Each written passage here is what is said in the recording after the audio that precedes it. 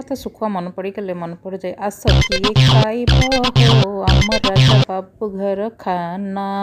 ପଖାଳ ଭାତ ଶୁଖୁଆ ଭଜା। ତ ମୁଁ ଏ ଶୁଖୁଆ ନେଇଯାଇଛି 2-4ଟା ଶୁଖୁଆ ତାକୁ ପାଣିରେ 5-10 ମିନିଟ୍ ମୁଁ ବତୁରେଇ ଦେଇଛି। ଏବେ ତାକୁ କ୍ଲିନ୍ କରିଦେବି। ଏ ଉପରୁ ସେ ଆରାମରେ ତାର ଯେଉଁ ଚୋପା ଉପରୁ ଏମିତି ଛାଡ଼ିଯିବ। ଭଲ ସେ ତାକୁ କ୍ଲିନ୍ କରିଦିଅନ୍ତୁ।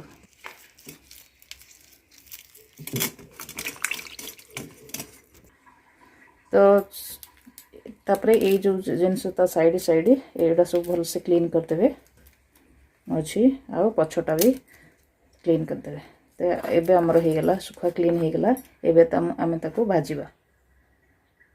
या सहित आमे साग भी भाजे। मो बाड़ी रो सजना साग ये होची लाल साग आ ये मूला साग ये सब नहीं जाइछि। एबे ताको धोईकी काटिकी भी आलू आ बैगन देकी भाजीबा। हमर तवा एबे गरम हो गलानी। मुझे सोरिष तेल में भाजी। ये जो तेल होची कच्ची खानी सोरिष तेल। ये जो किणा तेल नुहे जो ये होची पूरा पेशा हुआ तेल। तेल टिके अधिका पकईदबा। देख तेल पूरा गरम हो गलानी। आम एबे सुखुआ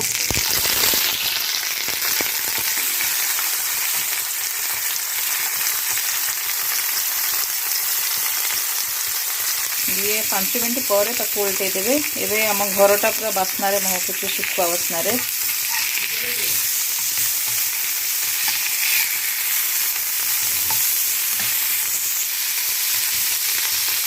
हमर सुखुआ भी हो गलानी। आमे ताको एबे प्लेट को काढी दबा। में साग भाजवा आलू बैगण देकी। तो मो बैगण 2टा नहीं छोट आलू गोटे आउ पियाज कंचा लंका आउ रसुण 2टा नहीं। एबे ताको छोट छोट करी काटी दबा। तो मैं ये आलू बैगन छोट छोट कर काट देछि। पियाज भी आउ ये जो रसुण आ कंचा लंका को छोट छोट कर काटछि। एटा छेचिकी पकेइबा। एटा डायरेक्ट पड़िबने छेचिकी पकेइबा। तापर में साग को भी काटी दबा। साग को भल से आपण धोई देबे। भल से धोईकी तार पानी निगाड़ी की काटिबे। एपटे हमर सुखुआ सब हो जाइछे। सुखुआ मु प्लेट को काढी देछि। एबे हमें साग को छोट छोट कर काटी देछे। कढ़ई हमर गरम हो गलानी साग पई। एबे तेल पकेइबा आ फुटण। मुझे सोरिष तेल यूज करुच्ची साग पई। तेल रू टिके धुआं बाहर आरंभ हो गले आपण लंका पकईदेवे। सुखिला लंका टिके भाजी हो गले तापरे फुटण टिके अधिका पकेबा। एबे फुटण भी हमर फुटिबा आरंभ हो गलानी। आमे एबे तापरे पियाज पकेबा।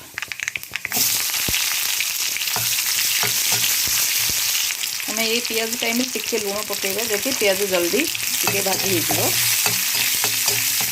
पियाज हमर अधा हो गलानी। आम एबे आलू बैगन पकेदे। आलू बैगन पकेकी ताकू भलसे भाजी देबा। आलू बैगन पकेला बेले तो गैस को हाई फ्लेम रे देबे कारण बैगन पड़ुची। तो हाई फ्लेम रे देबे। तापर टिके भाजिकी ताकू कवर कर देबे। एबे मैं कवर कर दउची किछ समय पई। एपटे मैं हेमदस्तारे रसुण आउ कंचा लंका छेची देबी। देखो आमर रसुण आउ कंचा लंका छेची हो जाइए। दरदरा छेचा बेसी भल से छेचबेनी अधा अधा छेचा कर। एपटे आम जो गैस रे बसैछे टिके काढ़ी ताकू पुणी गोले दबा आलू बैगन को। एबे आम स्वाद अनुसार लुण पकईदबा आउ हलदी भी पकईदबा। ये हलदी मो हूँ बटा हलदी साबुत हलदी घरे बनाए। तो जो किणा हलदी बहुत कम यूज करे। तो ये जो बटा हलदी पकईदबा। पकई सारापर आप भलसे गोलैकी पुणी कवर करदे।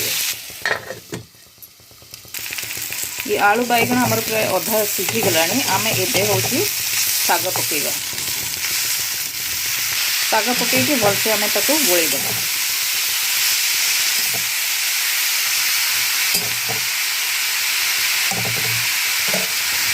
ढक्कन ढाकीदबा टिके साग सीझिब। सागर आम धनिया पत्र टिके पकईबा। ताको एबे छोट छोट करी काटिदबा। लास्ट को पकईबा। एबे टिके ढक्कन काढ़ी आम देखिबा साग केते सीझिलानी।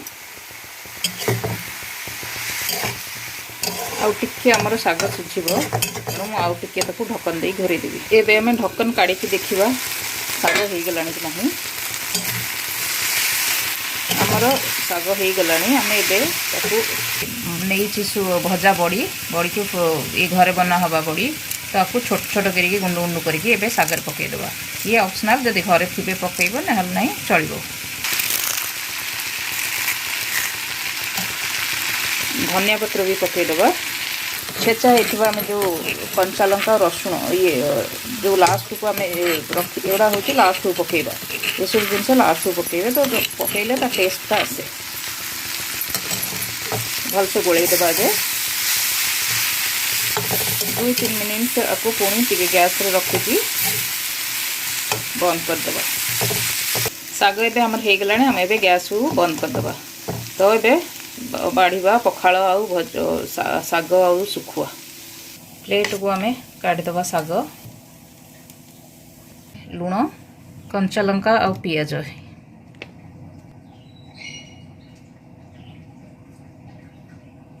सर आम पखाल बाड़ीदबा और ता देहरे आम दही पकईदबा आउ स्वाद अनुसार लुण।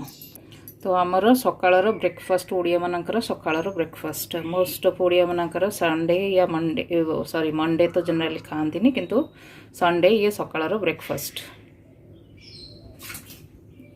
आपण मो चैनल को जदि सब्सक्राइब करना तबे सब्सक्राइब करंतु। मैं एमती आपन को भल भल वीडियो आगु को दिखाइबी।